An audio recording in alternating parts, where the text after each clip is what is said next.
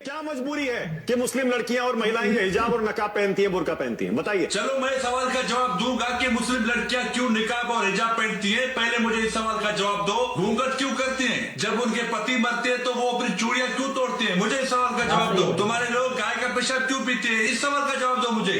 तुम्हारे लोग सुअर का गोश्त क्यों खाते हैं? इस सवाल का जवाब दो मुझे। तुम्हारे लोग गाय का गोबर क्यों खाते हैं? इस सवाल का जवाब दो मुझे। नहीं बोल पाएंगे। बड़े सवाल उठा रहे हो ना इस्लाम पर, मुस्लिमों पर बड़े सवाल उठा रहे हो। तुम्हारी औकात नहीं है, तुम्हारी औकात नहीं है।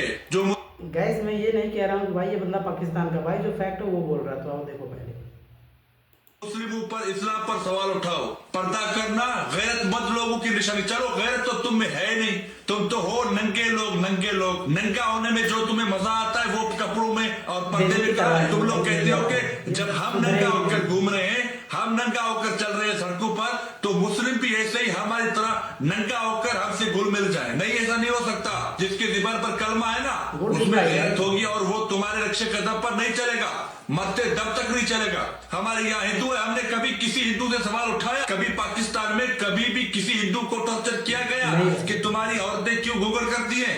हम उनकी माँ बहनों को अपनी माँ बहन समझते हैं। हमने कभी ये नहीं सवाल उठाया कि तुम्हारी औरतें घूंघट क्यों करती हैं। सवाल